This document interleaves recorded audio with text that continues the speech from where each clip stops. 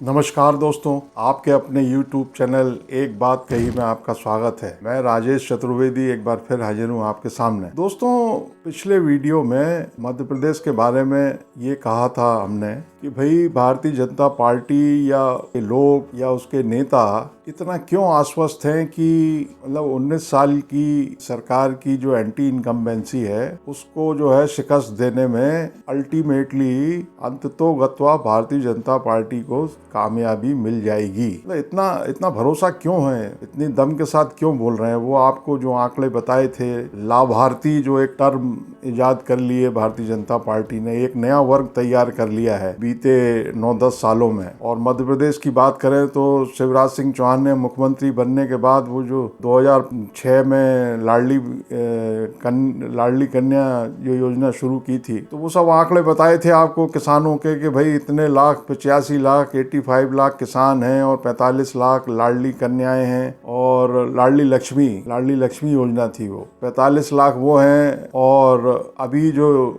जून में पैसा दिया जा रहा है वो 1,32,00,000 लाडली बहनों को, और भी तमाम वो सीखो कमाओ वगैरह जिसमें वो इंटर्नशिप के लिए पैसे दिए जा रहे हैं बेरोजगारों को, पढ़े लिखे नौजवानों को। बड़ा उसका हल्ला किया कि 8,000 पाओ, 10,000 पाओ, और भी वो बच्चियों को स्कूटी और लैपटॉप और तमाम ये जो संख्या जोड़ ली है भारतीय जनता पार्टी ने। फिर इसके ऊपर वो के मेंबर जो 1 करोड़ से ज्यादा है, माने इसी साल इलेक्शन के पहले बीजेपी ने ये क्लेम किया था कि साहब हमने जो है सितंबर में 13 लाख नए सदस्य जोड़ लिए हैं। और वो एक मोबाइल नंबर भी, टेलीफोन नंबर भी जारी किया था कि इतने मेंबर मतलब हो गए उस नंबर पे मिस कॉल के जरिए। तो खैर, मगर हमने धरातल की भी बात की थी कि भाई इस वीडियो में जो है जरा थोड़ी सी व्यवहारिक दृष्टिकोण से बात करेंगे। तो अब आपको मालूम ही है कि 19 साल हो गए भारतीय जनता पार्टी की सरकार को। 2003 में बन गई थी वो। 1.25 साल कमलनाथ का जो एक पीरियड आया था, एक हल्की फुल्की बौछार हुई थी, उसको माइनस कर दीजिए आप, तो 19 साल तो हो गए। अब 19 साल में मतलब बहुत पानी बह चुका है, बहुत वो जो मतलब कई घटनाएं हो चुकी हैं, लोग भूल जाते हैं। चाहे वो आप मतलब डंपर से लेके व्यापम और पेटलाबाद में वो छड़ों में, जिलेटिन की छड़ों में घटना हो गई थी, वो 100 लोग मर गए थे। ट्रेन के एक्सीडेंट हो गए, करप्शन की एक से एक घटनाएं हो गई। अब परसों ही मतलब शनिवार की रात को जो शहडोल में घटना हुई, आप देखिए, पहले ये खबर देखिए, आप ये स्क्रीन पे देखिए आप, वो रेत माफिया पर हाथ डाला तो पूर्व सैनिक की ट्रैक्टर से कुचलकर हत्या। अब ये जो व्यक्ति है, जो प्रसन्न सिंह है, ये आर्मी में सैनिक था, जवान था, और वहां से रिटायरमेंट के बाद वो जो नौकरी लग जाती है, उनका कोटा होता है, वो यहाँ पटवारी हो गया। वो अच्छा काम कर रहा था, माफिया ने कुचल दिया। ये शनिवार की रात की घटना है। संडे को मतलब परसों, आज ये मंगलवार को वीडियो बना रहे हैं, संडे को पूरे देश भर में ये वायरल हो गई और मंडे को अखबारों में आ गई। कल के अखबारों में छाई हुई थी ये घटना। आप याद करिए कि मार्च 2012 में मुरैना जिले के बानमोर में वो IPS थे नरेंद्र कुमार, उनकी भी खनन माफिया ने उनको भी कुचल दिया था, उनकी डेथ हो गई थी, उनकी हत्या हो गई थी। और उनकी जो IAS पत्नी थी मधु रानी तेवतिया, उन्होंने तो अपना कार्डर ही चेंज करा लिया था। वो जब घटना हुई 2012 में मार्च में, तब मधु रानी ग्वालियर में एडिशनल कलेक्टर थी, मगर उन्होंने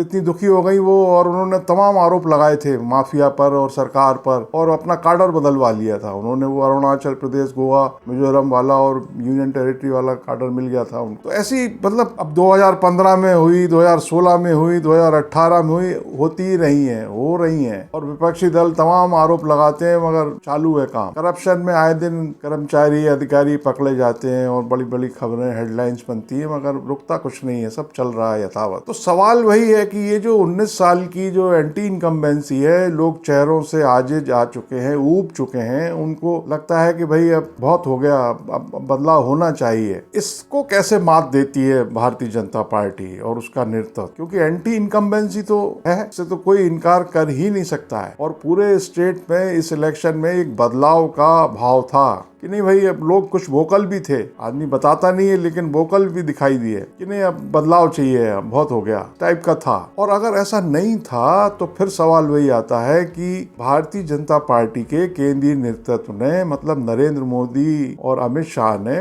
मतलब ये भाव भंगिमा ये क्यों अपनाई? इसीलिए अपनाई ना उन्होंने, क्योंकि उनको भी ये पता था कि एंटी इनकम्बेंसी इस बार जो है छोड़ने वाली नहीं है, बख्शने वाली नहीं है भारतीय जनता पार्टी को। तो पहली जो लिस्ट जारी की थी, आप याद करिए 39 लोगों की, उसमें जो है 8 लोग उतार दिए गए, जिसमें 7 सांसद और 3 केंद्रीय मंत्री नरेंद्र सिंह तोमर, प्रहलाद पटेल, फग्गन सिंह कुलस्ते और जनरल सेक्रेटरी कैलाश विजयवर्गीय को इंदौर 1 से उम्मीदवार बना दिया। वो क्यों बना दिया? वो इसीलिए बना दिया कि भाई ये मैसेज देने के लिए जनता में, जिसको पार्टियां या भारतीय जनता पार्टी तो खासकर जनार्दन बोलती है, जनता जनार्दन को ये संदेश देने के लिए कि आप मतलब दुखी मत हो, हम चेहरे बदल रहे हैं। तो 1 लिस्ट, 2 लिस्ट, मतलब 3 लिस्ट में मुख्यमंत्री जो incumbent chief minister Shivraj Singh Chauhan का नाम नहीं आता है। क्यों नहीं आता है? यही मैसेज देने के लिए कि भाई आप जिस चेहरे से, जिन चेहरों से आप जो है परेशान हैं या आप नाराज हैं या आप मतलब फ्रस्ट्रेशन में हैं, उन चेहरों को ही हम बदल रहे हैं, हटा रहे हैं, उनको दूर कर रहे हैं। आप तो हमको देखिए, तो इस इलेक्शन में मतलब कोई चेहरा नहीं होगा। ये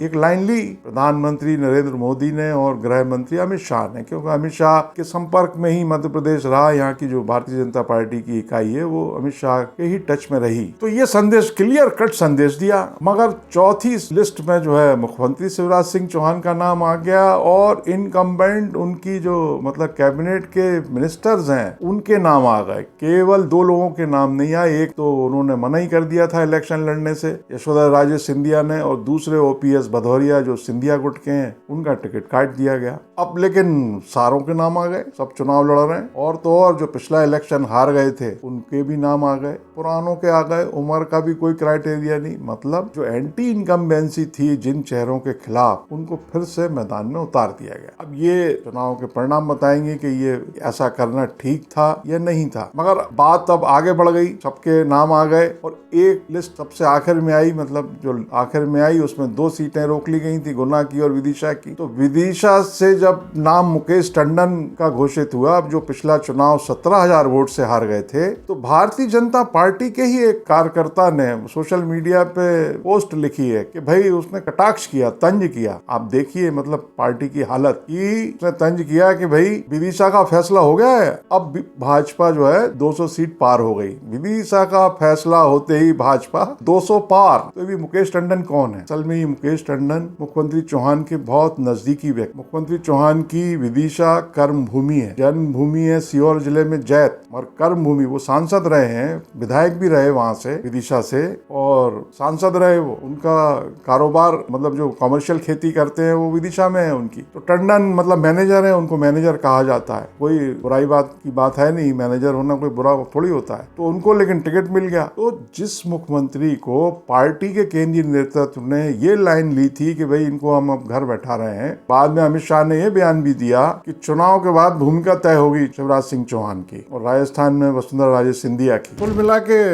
जो प्रत्याशियों का मामला रहा उसमें भी मुख्यमंत्री शिवराज सिंह चौहान की जम के चली, एक तरफा चली एकदम। ऐसा मानते हैं लोग, पार्टी के लोग मानते हैं कि करीब 90 से 95 टिकट उनकी पसंद के ही मिले हैं भारतीय जनता पार्टी में। और आप ये देखिए, मतलब ये भी बड़ा दिलचस्प है कि अगर मुख्यमंत्री शिवराज सिंह चौहान के खिलाफ एंटी इनकम्बेंसी नहीं होती या उनके चेहरे से ही ज्यादा लोग मतलब नाराज नहीं होते, या तो सवाल ये उठता है कि पार्टी ने उनको चेहरा क्यों नहीं बनाया। वो इसीलिए नहीं बनाया ना कहीं पार्टी को भी ये पता था। ऐसा ही राजस्थान में भी किया और छत्तीसगढ़ में भी किया भारतीय जनता पार्टी ने, पीछे कर दिया एकदम। मगर अब आप ये भी देखिए दिलचस्प कि मुख्यमंत्री चौहान ने खुद ही ये बताया कि सबसे ज्यादा मेहनत मैंने की है इस चुनाव में। 17 नवंबर को जो वोट डले हैं, सर्वाधिक मेहनत शिवराज सिंह चौहान ने की है। 160 जगहों पर गए, 160 सभाएं ली उन्होंने, किसी नेता ने नहीं ली। और फिर ये नारा भी इसीलिए दिया गया ना, मोदी जी बस गए मध्य प्रदेश के मन में। भाई उन्होंने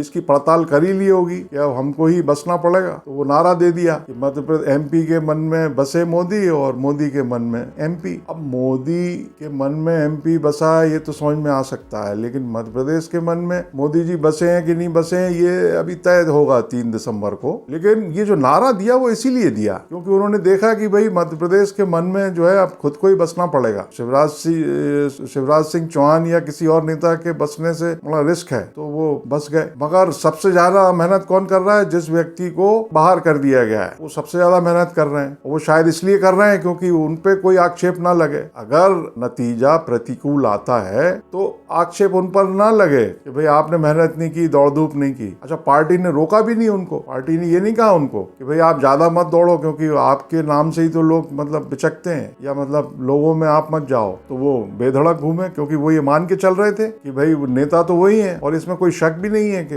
पैन MP नेता है शिवराज सिंह चौहान भाजपा के। मतलब कमलनाथ ने भी उतनी सभाएं नहीं ली, 100 से ज्यादा बढ़ नहीं पाए, वो 100 के पास पहुंच गए। शिवराज सिंह चौहान ने 160 सभाएं ले ली, 160 सीटों पर घुमाए। वो पाँव पाँव वाले भैया कहलाते ही हैं। अब तो खैर उड़न खटोले में चलते हैं, लेकिन पाँव पाँव वाले भैया के नाम से विख्यात हैं शिवराज सिंह चौहान। तो एंटी इनकम्बेंसी के मामले में भारतीय जनता पार्टी के नेतृत्व ने ये दिखाया कि वो कितना असमंजस में है। मतलब वो आगे भी बढ़ी पार्टी और पीछे भी हट गई, स्थिर नहीं रही, वो स्टेबिलिटी नहीं रही। 2020 में भी जब वो सिंधिया ने बगावत करके सरकार बनवाई थी भारतीय जनता पार्टी, कोई चेंज नहीं कर पाई बीजेपी। चौहान ही बने चीफ मिनिस्टर, उन्होंने ही शपथ ली। अब संगठन की बात करें, संगठन में चुनाव प्रबंधन समिति के संयोजक चुनाव लड़ रहे हैं नरेंद्र सिंह तोमर, और भारतीय जनता पार्टी के जो प्रदेशाध्यक्ष हैं VD शर्मा, उनका कार्यकाल फरवरी में खत्म हो चुका है, ऐसा बताते हैं, फरवरी 2023 में। और रिन्यूअल की कोई चिट्ठी भी नहीं आई थी शायद, मगर वो संगठन भी काम करता रहा। और जो कार्यालय का काम देखते रहे महामंत्री जी, उनको भी टिकट दे दिया गया। तो पार्टी के भीतर ये भी एक मतलब इस पे भी होती रही चर्चा कि भाई देख कौन रहा है काम संगठन का, कौन देख रहा है। और जो बागी तेवर अपना रहे थे लोग, उसको समेटने वाला, उसको सेटल करने वाला भी कोई फोरम नहीं था। करीब आधा दर्जन सीटें ऐसी हैं जहां मतलब बागी दिक्कत दे रहे हैं भारतीय जनता पार्टी को। और दोनों पार्टियों में करीब मतलब 60-70 ऐसे लोग हैं जो कस पहुंचाए हुए हैं। मतलब बीजेपी में भी करीब 30-35 लोग हैं जो दिक्कत दी है जिन्होंने। कांग्रेस में भी हैं इतने ही। कांग्रेस ने तो मतलब 7 उम्मीदवारों को बदल ही दिया था, चेहरों को। कांग्रेस की जो बात है वो अगले वीडियो में करेंगे, इसमें नहीं। और ये बताएंगे कि भाई कांग्रेस अगर जीतती है तो वो क्यों जीतेगी, और वो हारेगी अगर तो क्यों हारेगी। क्योंकि भविष्यवाणी तो हम कर नहीं रहे हैं कि कौन जीतेगा और कौन हारेगा ना, स्थिति बता रहे हैं, माहौल, तस्वीर। तो संगठन में क्या हुआ आपको बताया, सब चीजें एडहॉक पे चल रही थी। बड़े बड़े नेता फंसे हुए दिखाई दिए इलेक्शन में। मतलब कोई भी ये दावा नहीं कर सकता है कि वो फला व्यक्ति जीत रहा है या फला व्यक्ति हार रहा है, कुछ भी हो सकता है। नरेंद्र सिंह तोमर जीत रहे हैं कि हार रहे हैं, कोई नहीं दावे से कह सकता। यही हाल कैलाश विजयवर्गीय का है, यही जो है फग्गन सिंह कुलस्ते का है, माने सारे नेताओं का, सांसदों का, रीति पाठक हो, राकेश सिंह हो, गणेश सिंह हो। तो मीडिया भी क्या है कि वो थोड़ा सा सेफ खेलता है, वो क्यों इस लफड़े में पड़ेगा। तो फंसे हुए हैं बीजेपी के और कांग्रेस के भी, दोनों पार्टियों के कई बड़े नाम मतलब इस इलेक्शन में हार सकते हैं। स्थिति ठीक नहीं है। मतलब पिछली बार तो 27 में से 13 मेंबर हार गए थे मंत्रिमंडल के, 13 सदस्य। इस बार जो है सब लड़ रहे हैं 2 को छोड़ करके चुनाव। अब कितने जीतते हैं कितने हारते हैं वो पता लग ही जाएगा। कितना असर है एंटी इनकम्बेंसी का, मतलब असर रहा। अब तो चुनाव हो ही गया है, वोट डल गए, 3 तारीख को नतीजा आ जाएगा। तो संगठन पे ये हुआ, महंगाई है ही है, चीजों के दाम बढ़ते ही रहते हैं आए दिन, करप्शन की खबरें सुनने को मिलती ही रहती हैं। बेरोजगारी का आलम यह है कि मध्य प्रदेश सरकार की मंत्री यशोधरा राजे सिंधिया, वो विधानसभा के बजट सेशन में ही जो बीता है पिछला, उसमें ही बोल चुकी हैं, बता चुकी हैं कि लगभग 1.25 लाख बेरोजगार हर महीने बढ़ जाते हैं। तो आप अंदाजा लगाइए, मतलब उनका जो फिगर दिया था उन्होंने, वो मुझे याद है कि करीब 4000 से ज्यादा पर डे बेरोजगार पैदा हो जाते हैं नए। अब हालांकि वो सीखो कमाओ योजना दी है भारतीय जनता पार्टी की सरकार ने, लेकिन वो कितना असर करती है, क्योंकि सबको तो पैसा मिल नहीं रहा है, सबको दे भी कैसे दोगे आप। और आपकी खुद की वित्तीय स्थिति ये है कि मतलब आप अभी खबर देखने को मिली कि मध्य प्रदेश की सरकार फिर 2000 करोड़ रुपए का कर्ज ले रही है। मतलब कहा जा रहा है कि अगला बजट सत्र होते होते 4 लाख करोड़ का हो जाएगा कर्ज, जो करीब अभी 3.5 लाख करोड़ का है। क्योंकि ये जो आपने बांटने की संस्कृति शुरू की है, आपने क्या सभी पार्टियां कर रही हैं। अब तो रेवड़ी कल्चर की बुराई करना भी बंद कर दिया। मोदी जी ने भी उसको गारंटी बोलना शुरू कर दिया है कि ये मोदी की गारंटी है। ये अगर आपकी है, कांग्रेस की है या किसी और पार्टी की है, तेलंगाना में वो KCR की है, तो लेकिन ये हमारी है, मोदी की गारंटी। तो गारंटी हो गई है। उन्होंने चलते इलेक्शन में वो 80 करोड़ लोगों को मुफ्त राशन को 5 साल के लिए एक्सटेंड करने का ऐलान कर दिया मोदी जी ने। तो मगर पैसा कहाँ से आएगा? पैसा जाहिर है कि वो कर्ज लेना है, उसके लिए तो कर्ज ले रहे हैं। हालांकि आता अल्टीमेटली वो सब कर सही है, टैक्स सही है, आम जनता भी, गरीब आदमी भी वो जीएसटी तो देते ही है ना, वो सारा पैसा इकट्ठा होके मतलब उसी को दे देते हैं। लेकिन महंगाई भी है, करप्शन भी है और बेरोजगारी भी है। बेरोजगारी का आलम ये है कि भाजपा के एक सीनियर कार्डर हैं, मित्र हैं, वो उन्होंने बताया कि भाई उनकी बच्ची, आप छोटा सा उदाहरण है, इंजीनियरिंग करने के बाद उसको जो है किसी ऐसे कॉलेज में जो है लैब में काम करना पड़ रहा है, वो जो लैब असिस्टेंट टाइप का काम होता है वो, और 8 से 10 हजार रुपए महीने मिल रहे हैं शायद। तो बेरोजगारी का ये आलम है, क्या कीजिएगा आप। अब ये जो लाडली बहनों के सामने या किसानों के सामने जिनको पैसा मिल रहा है हर साल 12,000, या वो लाडली लक्ष्मी है, लाभ ले रही है उनके घर के लोग, वही बच्चियां तो वोट डालती नहीं है, तो उनके जो अभिभावक हैं वो अगर वोट दे देंगे, पूरे किसान दे देंगे, लाडली बहनें दे देंगी और जो बीजेपी के मेंबर दे देंगे, तो हो सकता है भाई कि बीजेपी फिर से ले जाए, बाजी को लूट ले। लेकिन ये जो मुद्दे हैं, जो एंटी इनकम्बेंसी है 20 साल की, लोग बदलाव चाहते हैं, अगर ऐसा है फिर नतीजा क्या निकलने वाला है आप अंदाजा लगाइए। 3 दिसंबर को ही होगी काउंटिंग। कुल मिला के दोस्तों ये कहा नहीं जा सकता है कि बीजेपी की सरकार बरकरार रहेगी, उसकी विदाई होगी, अब बिल्कुल नहीं कहा जा सकता। ये भी नहीं कहा जा सकता कि ये जो भ्रष्टाचार है या महंगाई है या बेरोजगारी है या एंटी इनकम्बेंसी है, मतलब चेहरों से जो नाराजगी वाली बात है वो सही में है कि नहीं है, या रही कि नहीं रही। वोटर जब वोट डालने के लिए गया तो उसके दिमाग में ये सारी बातें थी कि नहीं थी, बिल्कुल नहीं कहा जा सकता। क्योंकि मतदाता जो है किस बात पे वोट दे आए या किस बात पे नाराज होके अपना फैसला बदल दे, बिल्कुल नहीं इसका अंदाजा लगाया जा सकता। क्योंकि व्यक्ति जो है कहता कुछ है, करता कुछ है। जैसे नेताओं का होता है वैसे ही व्यक्तियों का होता है, नेता भी तो समाज के ही होते हैं। तो इसका पता तो 3 दिसंबर को ही चलेगा। मगर ये तय है, जो एक बात मैं कहना चाहता हूँ कि अगर बीजेपी बरकरार रहती है, मतलब बीजेपी की सरकार, तो उसके बरकरार रहने के जो कारण गिनाए जाएंगे ना आपको 3 दिसंबर के बाद, वो वही गिनाए जाएंगे बीजेपी के लिहाज से कि ये लाभार्थी, वो लाडली बहना स्कीम, और वो बच्चों को लैपटॉप और स्कूटी, और किसानों के खाते में इतने हजार, लाडली लक्ष्मी को यही सब बताए जाएंगे। और इसमें एक चीज और ऐड हो जाएगी, मुख्यमंत्री चौहान अगर 160 सीटों पे नहीं जाते, 160 जगह नहीं पहुंचते, और फिर ये भी बताया जाएगा आपको वो नारा बदल दिया, एमपी के मन में मोदी जी आके बस गए। मोदी जी के मन में तो एमपी बसा ही हुआ है, वो उनके तो प्रधानमंत्री हैं, वो सभी बसे हुए हैं, लेकिन एमपी राज्य में जो है मोदी जी बस गया, एमपी के मन में मोदी जी बस गए। अब जब जिसके मन में मोदी जी बस जाए तो अब क्या होगा उसका नतीजा। अगर बीजेपी जीतती है तो ये बल्कि जोर शोर से बताया जाएगा आपको। और ये जो रेत माफिया ने कुचल दिया पटवारी को 2 दिन पहले, या वो आईपीएस को कुचला था 2012 में, क्योंकि 2012 में कुचला और बाद के सारे चुनाव भारतीय जनता पार्टी नहीं जीते। 13 का चुनाव जीता, 18 में नहीं जीत पाई तो आ गई मगर सरकार में, पार्टी ने जीत लिया, खुद ही उसने जीत लिया किला। तो ये जरूर बताया जाएगा आप। मगर हम जो है अगले वीडियो में ये बताएंगे आपको, कांग्रेस अगर आएगी तो क्यों आएगी, अगर आएगी तो, और नहीं आएगी तो क्यों नहीं आएगी। कुछ कारण यहाँ के भी शिफ्ट करेंगे उस वीडियो में। तब तक के लिए नमस्कार। अगर आपको ये पसंद आया हो तो इसको लाइक करें, शेयर करें, और चैनल अगर सब्सक्राइब ना किया हो तो सब्सक्राइब कर लें, इससे हौसला बहुत बढ़ता है। नमस्कार।